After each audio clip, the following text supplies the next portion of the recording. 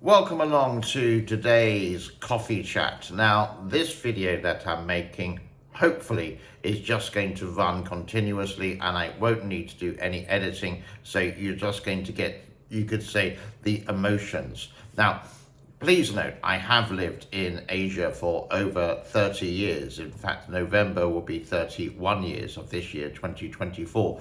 I have lived in China. I have worked in China. I've worked in Japan, South Korea, Indonesia, Singapore, Malaysia, Thailand. The list goes on and on. I even worked for a year and a bit for the royal family in Brunei, which was very, very surreal.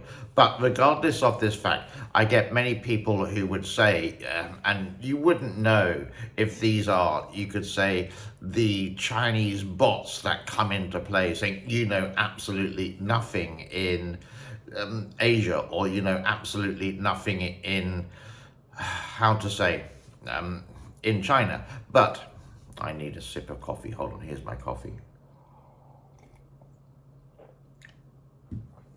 It's not that I go searching for any trouble, I just do the practicality of what happens. I would say that most of my friends here in Asia are Chinese. I would say about 60–70% of them are.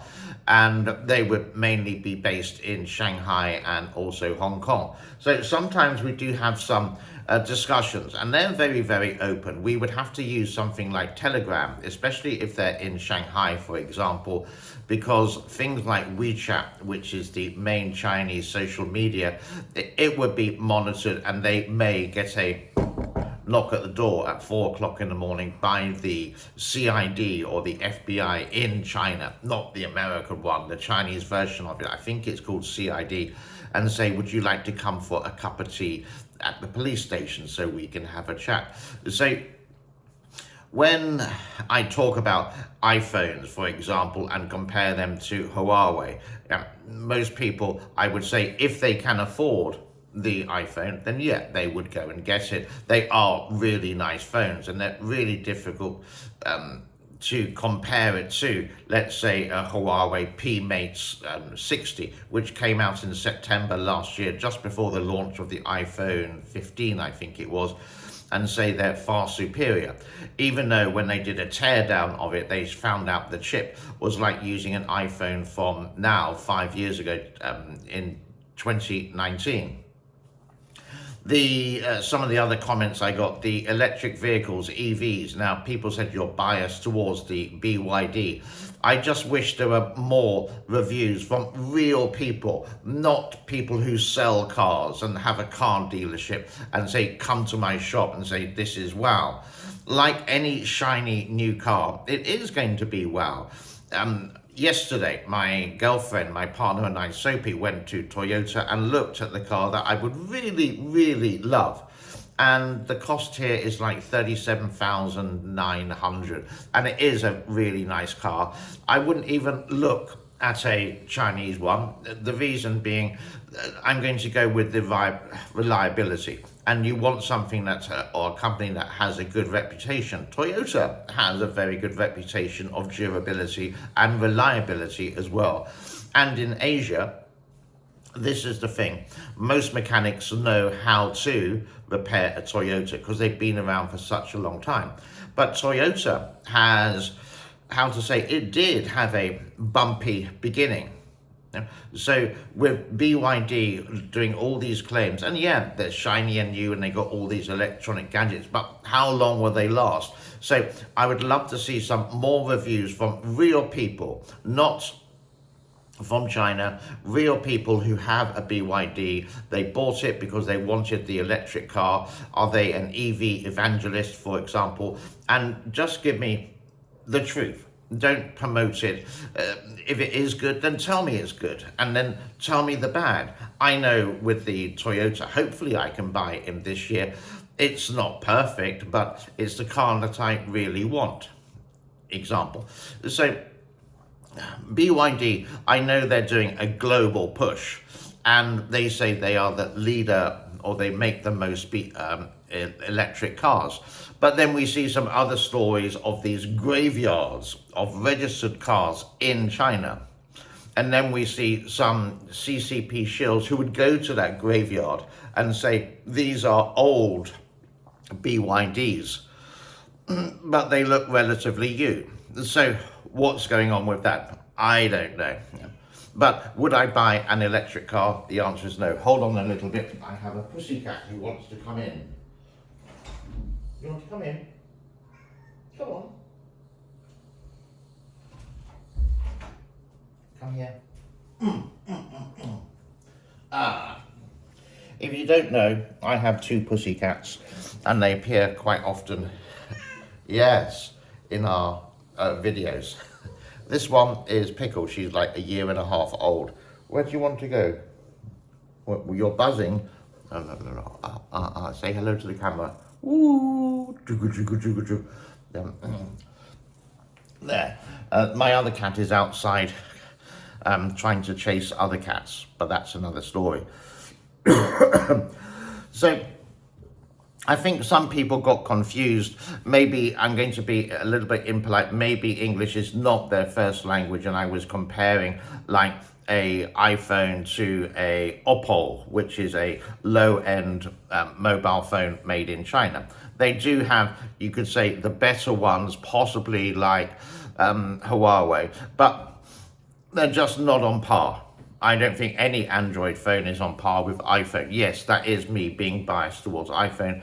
I've been using Apple products for years, and I just don't want to change. It's convenient, it's fast, it's efficient, it works. My whole ecosystem in my house is Apple, and it's just convenient. With Windows and Android, I've always had problems with them, that they're slow, they're a little bit out of date, you have to constantly reset. But yeah, I am biased towards Apple because they just work for me and I just won't change. Yeah, granted, they are far more expensive, but I think the quality, if you want the quality, is going to be expensive with that. So I've had quite a few people having a dig at me just from my point of view, and rightly so. They can do this. Now, the thing is, if you put in any swear words or any hate words, it's not going to come up on the comment section below. I do have some blocks, so if you use any words like F you, it's not going to be there. If there's anything related to hate related to me, it's not going to be there. I just do this in a general way, giving you my point of view. There's one guy that I do like to watch from the UK called the Mac Master. He has a Porsche, £120,000 Porsche electric vehicle called a Taycan, something like that. And he sort of like wishes that he didn't buy it. But he does do the positive thing, but he does do the negative. The main thing with the electric cars, I think, is the charging. Not charging at home, that's fine. And yeah, if you just use it for round the town, but when you go on long trips and you get to a charging station in the UK, it's charging like 89 pence or 69 pence per kilowatt. And some of these chargers don't work. Sometimes you have to wait, so your journey just gets longer and longer. And again, it's just for those long distance journeys when you use the outside chargers, well, it's just more expensive than a petrol car. Yes, the environment is important, and many people think that but not many people think that many governments want to go 100% green by 2030. Now, is that possible? Is that feasible? Yeah, but I also think that the politicians like Biden, like the Prime Minister in England, I always forget his name, they drive around in a gas-guzzling car with 8 litres under the hood, or whatever, but they don't use electric. Shouldn't these people lead by example? Xi Jinping, exactly the same. He has a huge, massive car that looks the back looks like a Rolls Royce, and the front looks like, I don't know, a car from the 1970s. Again, that's just my own opinion. Yeah, you may love the car. I think it's horrible, to be honest with you. Some people say that European cars aren't built to last. I would sort of disagree with you there. My father used to have Volvos for years and years. He looked after them, well maintained, didn't have any problems with it. The Japanese cars in the 1970s and the 80s constantly seemed to break down. These, because they were new and they would learn the experience. At the moment with the BYD or these kind of cars, they are new. Again, shiny, fantastic, look great example. But what's the reality? Excuse me. Now, you're spending $50,000 on a car. Yeah, it's a lot of money. And what would you, let's see how to put it. You're spending all this money. Are you going to go with a car which has a reputation, or are you going to gamble your money with something new? And that's what BYD is trying to do, the same as Toyota did. Yeah. Now, if it is a great car, and again, I'm not a fan, and maybe I'm biased to the petrol car. If it is a great car, then show me everything about it, not just the positive things and go, wow, look at this, but also the negative things as well, because there's got to be some, and we can only get this from real people who would make a video on Twitter or on YouTube, and then we can see it as real people and we can make up our own decision. For me, it's pointless going to a BYD garage, for example. Now they're actually made in the European market in Hungary, and they're trying to break into the European market with that. So you go for a test drive, and again, but it's the same as driving a test drive on a Tesla. It's all new, it's all sparkling, etc. But we have the reputation of China, and that's the problem, which I keep mentioning time and time again, which I keep rabbiting on about. The government would say one thing, and my video later today or whenever it is, will be related to that. They will say one thing, but it will be the complete opposite of that. And that stems down to these Chinese companies. They say one thing, but what is the actual reality? And if you bought something for $50,000 and it's actually yours, it's going to be, well, if it's great, fantastic, well done, goodbye. But if it isn't, then it's just like any company, it can be annoying to get your money back. Big companies, they control the world, they control governments, etc. And I'm just giving BYD because it is the biggest electronic or electric car maker in the world. Do I like them? I don't know. But again, what would you have?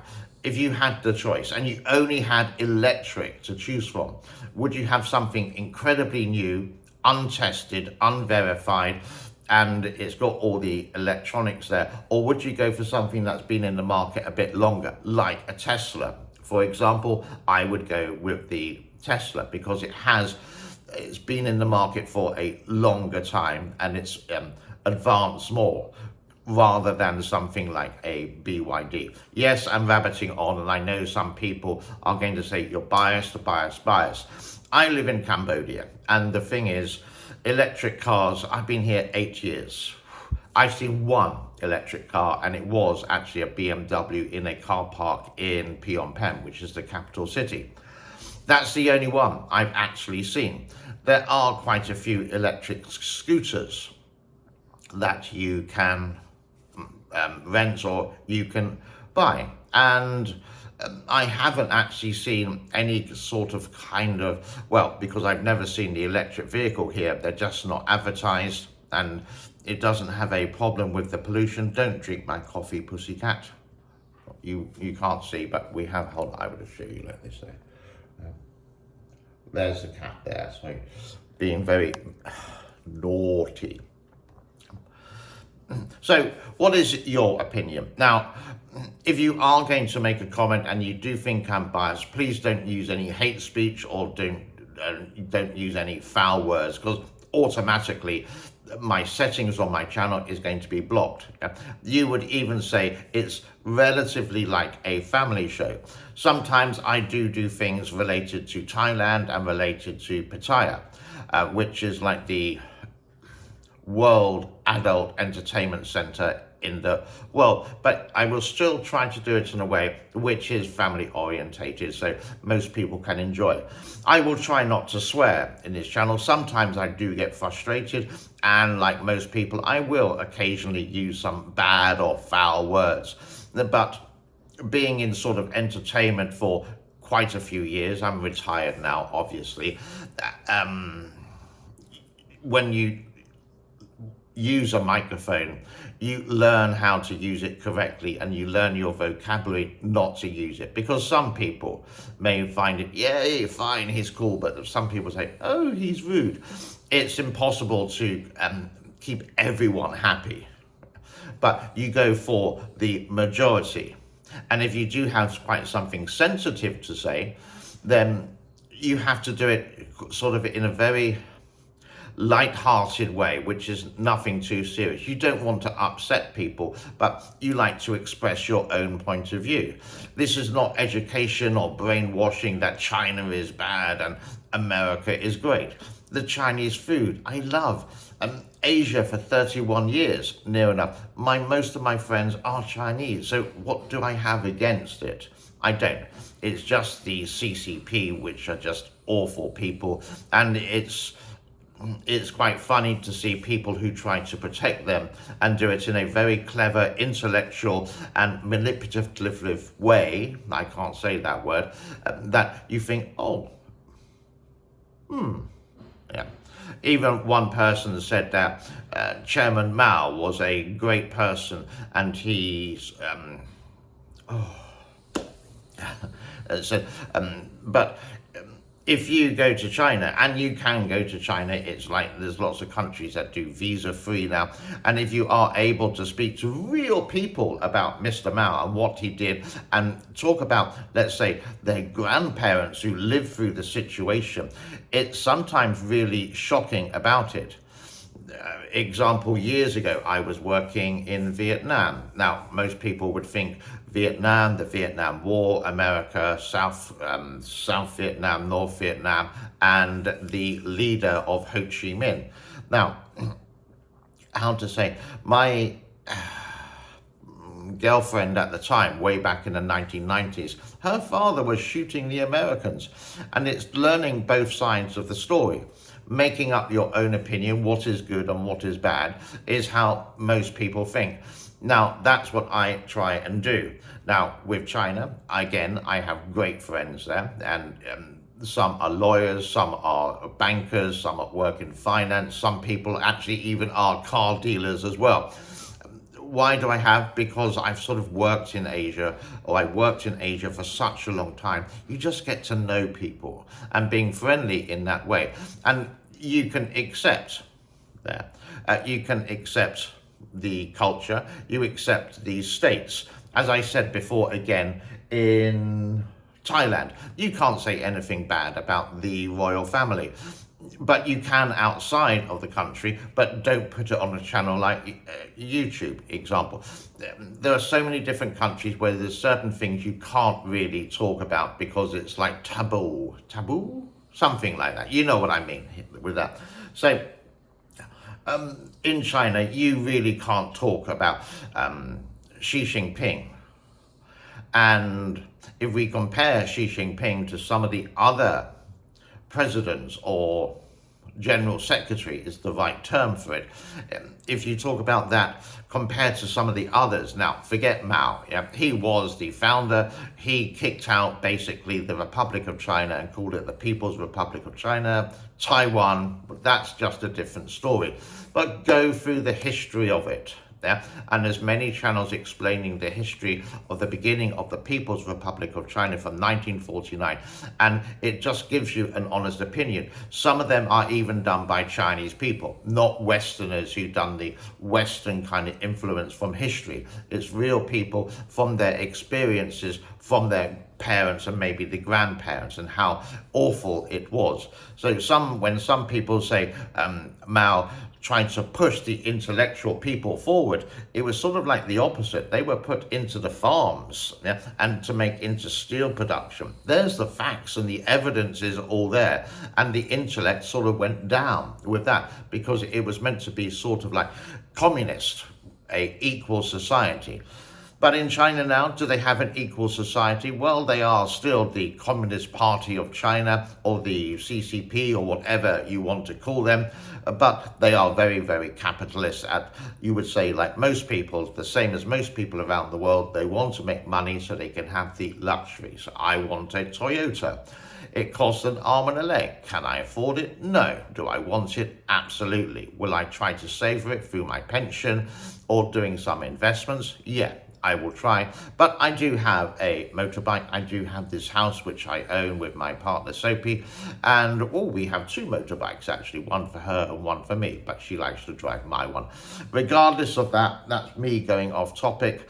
And I'm just trying to explain that there will be some people who have the complete opposite view, and they will say that I'm biased. And yeah, I will admit sometimes I am biased about certain things which are really expensive. One of them being Apple, and the other one is going to be a car. But everyone is individual and everyone has that choice. And YouTube is a platform where you can express, as long as you don't do any bad words, as long as you don't do any real hate speech when it's unnecessary, so to speak. I know sometimes I make videos and it may be about a shill in China, for example, and there are some great channels that I will try, if I remember, to put the link in underneath. One is called Free China, one is called Serpent ZA, Lao White 86 is a bit, yeah, he's okay, and the other one is called The China Show, there's China Uncensored.